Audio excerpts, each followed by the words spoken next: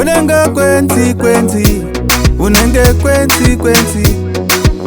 awise GBM sondakashanda woti ndakaromba wakandisiya moyo nechironda ndaitoti unonzwisisa ndisingasive kuti uchandirwadzisa waindibuka uchiti hapana chandinacho nasi zvanaka ndiuyeko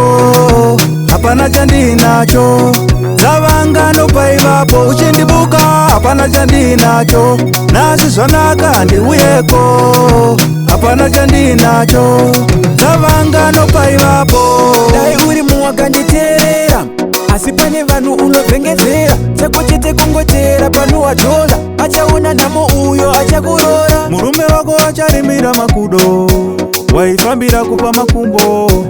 uchizviita sadombo vachikudedza muraini pikoko waindibuka uchiti hapana chandinacho nasi zvanaka ndiuyeko hapana chandinacho dzavangano paivapo uchindibuka hapana chandinacho nasi zvanaka ndiuyeko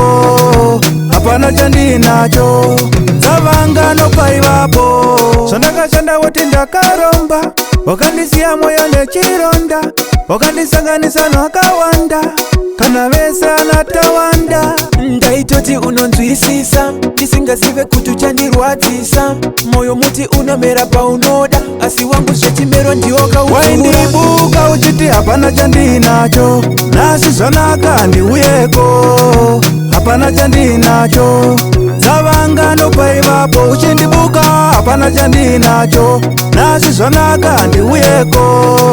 hapana chandinacho dzavangano paivapo dai uri muwakanditeerera asi pane vanhu unovhengezera chako chete kungotera pano wadzola achaona nhamo uyo achakurora murume wako acharimira makudo